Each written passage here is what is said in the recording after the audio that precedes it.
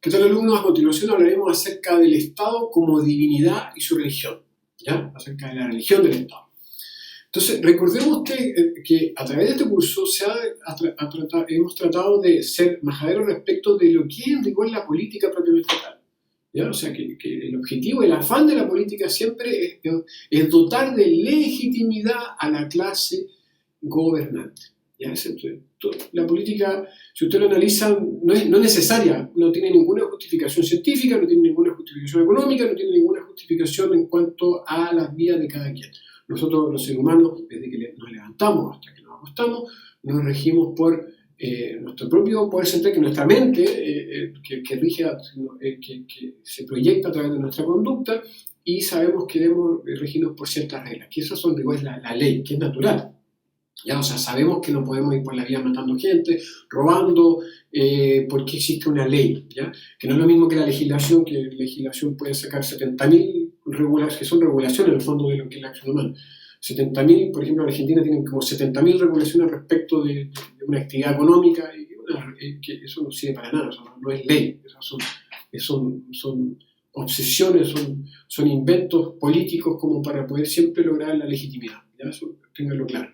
Por tanto, el Estado, yo les comentaba, como sincretismo psicológico donde la gente asocia la existencia, la identidad del Estado a elementos que han sido muy estudiados por aquellos que promueven, obviamente, esta cultura estatista que domina el mundo en el presente, o sea, que es global, ¿ya? O sea, que es muy difícil que tú, por sí mismo, o que tú esto lo aprendas porque estudiaste en el colegio, porque fuiste a la universidad, porque hiciste un programa. No, esto no lo pasa. Si tú no lo investigas o no tienes curiosidad a este respecto, probablemente podrías pasar toda tu vida sin haber jamás nunca habiendo cuestionado la existencia del Estado como lo conocemos.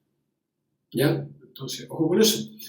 Es importante que ustedes comprendan de que en rigor la política, analícelo por favor. O sea, cuando hablemos del Estado es un político con nombre y apellido. Eso el Estado no existe. Por tanto, si hablamos que el Estado en rigor es Nicolás Maduro, él es el Estado. Y la política es la religión del Estado. La política tiene muchas aristas, se manifiesta de muchas formas, todas son estrategias, pero básicamente el afán de ellos siempre es consumir impuestos. Entonces, por eso que la política es la religión. Ya la política de derecha, la política de izquierda, la política de centro, la política liberal, bueno, me da lo mismo. O sea, todo lo que conlleve la validación o que considere como bueno, como necesario, que existe una clase gobernante que vive a costa de la gobernada, eso es política, es una religión porque se funda en la fe. Si yo le pregunto a cualquier individuo cuál es la justificación científica de los políticos, ¿para qué sirven los políticos?, me van a dar puras fábulas. No hay ninguna razón, y podemos pasarnos todo este curso, vamos a profundizar en cada una de las variables y van a haber instancias en las cuales podemos discutir esto y las personas van a poner, no, que el Estado es necesario para esto otro. Bueno, yo les digo que no, o sea, yo que lo he estudiado y profundamente y no solamente lo estudio, sino que lo comprobaba la realidad, porque recuerden de que todo lo que hace el Estado en el presente antes se hizo sin el Estado. Recuerden de que esto es comportamiento humano, es análisis del comportamiento humano a través de que somos seres humanos, desde que surge el Homo sapiens, pero obviamente entenderán ustedes de que el Estado como lo conocemos apenas tiene 300 años y la civilización humana, o el mismo Homo sapiens, tiene centenares y miles de años más, ¿ya? O sea, como miles de años, entonces, inclusive millones, ¿ya? O sea, según algunos autores. Entonces, por favor, recuerden eso, o sea, si tienen alguna resistencia respecto a eso, es normal, o sea, no se sientan culpables, ni tampoco desafiantes, ni tampoco sientan que eventualmente un profesor o ellos se podría sentir agredido o molesto por un cuestionamiento, no, al contrario. Yo pasé por esa misma resistencia. Recuerden ustedes de que de que la esquizofrenia social, que ya la hemos visto también a través del curso, que eso de no saber diferenciar verdad de mentira, realidad de ficción, se da por grados. ¿Ya? O sea, todos tenemos algún grado de esquizofrenia social. Entonces, y eso, lo bueno es que el ser humano es tan inteligente, tiene tanto potencial que esos grados se pueden disminuir. Podemos disminuir nuestro grado de analfabetismo funcional, nuestro grado de esquizofrenia social, ¿ya? Y nuestro grado de sincretismo, esto de creer, de dar por cierto o de otorgarle identidad a cosas que en rigor no existen, solamente porque le damos vida o asociamos la vida o la existencia a elementos que en rigor no tienen ninguna relación con la realidad o con el ser real de una entidad como lo que creemos que existía sin cuestionarnos como lo que era el Estado. ¿Ya? Entonces, bueno, el Estado como divinidad, como les digo, la primera estrategia que utiliza la clase gobernante para lograr la legitimidad justamente es, empaparse y apoderarse de elementos que estaban naturalmente asociados a la psicología humana desde el principio, que era el creer en esta divinidad, en los poderes sobrenaturales, en los dioses, que es politeísta, en el comienzo después monoteísta, pero en Dios. ¿Ya? Entonces, es por eso que básicamente estos saqueadores, una forma de lograr la legitimidad es justamente empaparse de esta divinidad. Y por eso que los escribanos, los intelectuales de cada una de las diferentes épocas se concentraban en establecer una narrativa asociada a esta supuesta divinidad, a este poder sobrenatural que recaía sobre el mandatario, el poder central, entendiéndolo como un hombre todopoderoso que tenía por derecho someter al resto y vivir del resto. Entonces la gente lo aceptaba, de hecho se creía legítimo, o sea, la gente no cuestionaba mayormente y efectivamente creía que el ave César, el César, eran individuos que nunca sabían esto que venían de saqueadores ni que eran ladronzuelos, sino que siempre eran bandidos, ¿no? Ellos creían efectivamente de que esta gente derivaba de un poder sobrenatural. ¿Por qué? Porque una de las principales estrategias, de las principales operaciones psicológicas que hace la clase gobernante desde un comienzo es justamente apoderarse asociarse de la divinidad. Y comprenderán de que todos los cultos, por eso que las personas en un comienzo se identificaban por aspectos consanguíneos, por aspectos familiares, la familia, por aspectos asociados a los clanes, a la organización parental, y también luego con el tiempo, cuando ya el ser humano desarrolla su poder, su mente, ya empiezan a identificarse con otros aspectos, no solamente asociados a la familia, que eso está presente inclusive en los animales más básicos, sino que además a esta idea de la existencia de lo sobrenatural. Y es por eso que el hegemón o que la clase gobernante percibe esto y comienza a integrar a su fila, a este poder central, siempre a lo que es la religión, a través de la iglesia, a través de los cultos, etcétera, etcétera. Y ellos van empapándose de esta divinidad justamente y comienza a ser validada en un comienzo por estos intelectuales que por lo general estaban asociados al clero o a los monjes o a los representantes de la divinidad en la tierra, ¿ya? Que básicamente eran los sacerdotes o toda esta casta asociada a lo que eran los líderes, los líderes espirituales de la masa o de la mayoría o de los gobernados, ¿ya? Entonces esa es la primera forma de legitimidad que encuentra el poder central, que encuentra el hegemón, ya la clase gobernante. Y luego, cuando el poder central se pasa de personalizado, de concreto, al poder despersonalizado o al poder abstracto, ¿ya? Siempre con el control y el expolio, entenderemos que estos aspectos religiosos se sostienen a través del tiempo. La gente tiene la fe del súbdito, los feligreses del Estado, la gente que cree que padece, vamos a hablar también de lo que es la estadolatría, ¿ya? Que prácticamente es una especie de fallo lógico, mental, no sé si dará para una enfermedad mental, pero probablemente en algunos sí, pero entendiendo que esta fe incuestionable en los representantes del Estado en la tierra, en los políticos y en el Estado propiamente tal, como un ente divino, magnánimo, que básicamente va a satisfacer todas mis necesidades materiales, presentes como futuras, y la fe sustentada en una promesa en una promesa, en la religión era la promesa de la vida eterna, por ejemplo, los políticos te prometen, te dan la promesa de la gratuidad, de los derechos que cuestan dinero y que no te dicen de dónde lo van a sacar, ni a quién tienen que pagarlo, pero ellos te prometen todo gratis, entendiendo que en rigor no existe nada absolutamente gratis y todo se debe a un proceso de generación de riqueza, que también lo vamos a ver más adelante, pero que está asociado al comportamiento humano.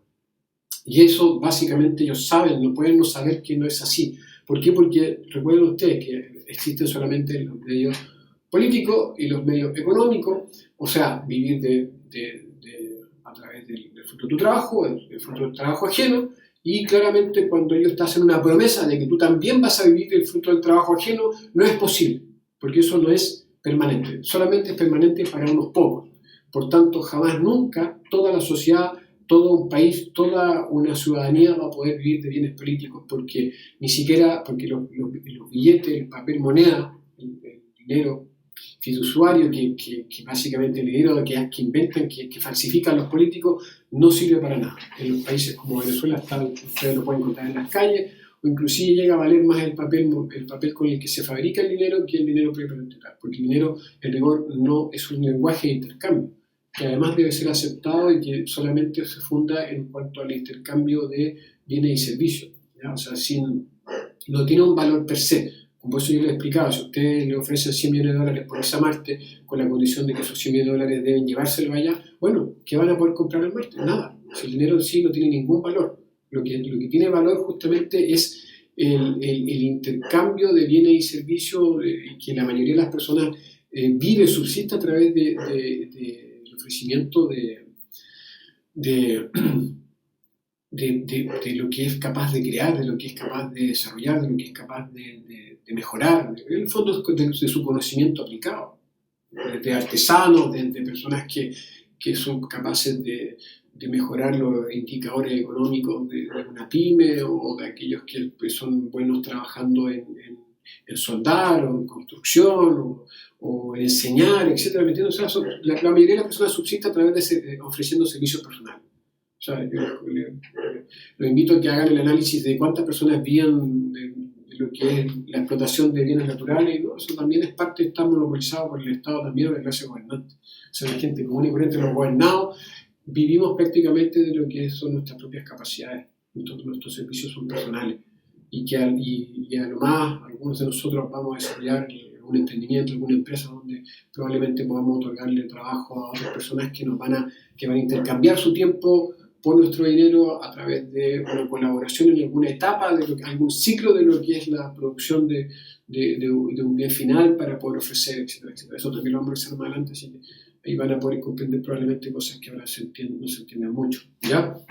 Pero lo importante es el Estado como una divinidad y la religión es la política, y por eso que los partidos políticos, básicamente los políticos, los activistas, son todos representantes de esta entidad divina, estatal, que es la Tierra. Y en rigor el Estado no existe, y esta gente, por tanto, podrán falsear, podrán presentar una narrativa, etcétera, etcétera, pero al final lo único que quieren ellos es vivir de medios políticos. Lo hacen todo en base, toda la política se organiza en base a la propiedad ajena. Es así, punto.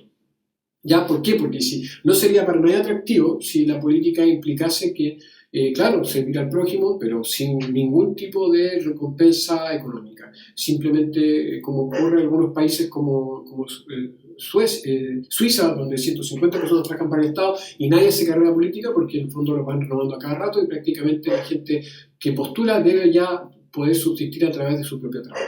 ¿Ya? Entonces, eso es un poco lo que deben ustedes entender de Dios, divinidad sobrenatural.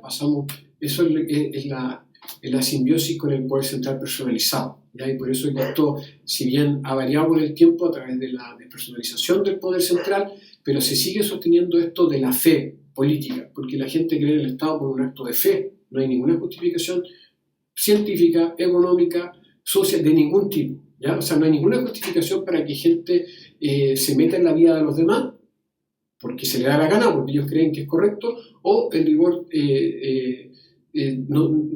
o que vivan a través de los demás. O sea, no hay ninguna justificación que permita establecer esa realidad de que personas viven del fruto del trabajo ajeno. No, esa es la desigualdad que la humanidad debería erradicar con el paso del tiempo en un futuro, ¿por qué no cercano o en el corto plazo? Ya recuerden que esta despersonalización básicamente, y tanto el poder concreto como el poder abstracto, el poder central concreto como abstracto, siempre busca gobernar bajo principios de protección. El Estado te protege, te cuida, etc. Pero siempre lo único que quieren ellos es controlar a la gran mayoría, controlar todo lo que hacen, toda la acción humana, qué es lo que aprenden, qué es lo que compran, qué es lo que venden, etc. Cómo lo venden, cómo lo compran, etc. Pero siempre con el afán de expoliar, siempre con el afán de obtener renta, de poder enriquecerse en el menor periodo de tiempo, porque ellos también entienden de que a veces su estancia en el poder son acotadas, entonces tratan de obtener la mayor cantidad de renta en el menor periodo de tiempo. Los políticos más inteligentes del mundo están en los países más desarrollados, donde ellos entienden que este expolio no puede hacerse de esa forma, sino que expolian igual, bien a costa de los demás, pero en menor grado. A través del tiempo hay una proyección, una visión de tiempo mayor. ¿Ya? O sea, hay una concepción del tiempo, que también lo vamos a revisar más adelante, esta concepción del tiempo y la importancia en la política, que también son variables psicológicas que, en rigor, cuando existen concepciones de tiempo erradas, también pueden provocar debacles del punto de vista social. ¿Ya?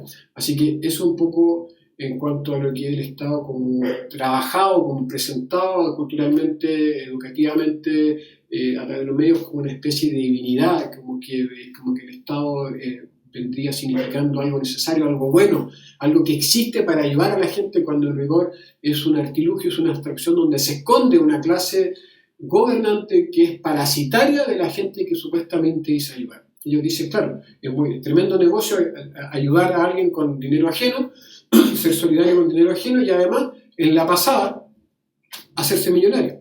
Porque esta gente es millonaria, ¿entiendenlo?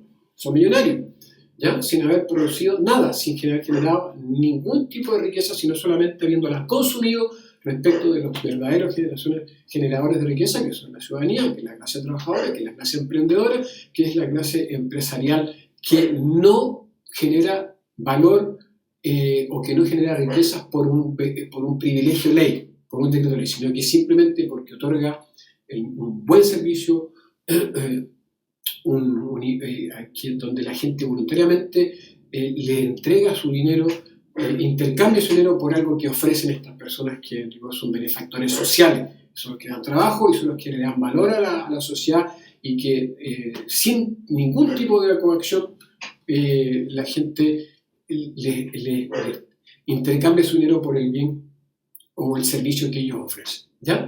Así que eso en cuanto al Estado como una divinidad y su religión, esta operación psicológica, estos sincretismos que nosotros ya vamos entendiendo de que en rigor van validando y le van otorgando legitimidad a algo que en rigor no existe. Muchas gracias por su atención. A Luis Generados Díaz, director del primer curso internacional de psicopolítica, psicólogo jurídico forense y CEO de LEF. Hasta luego.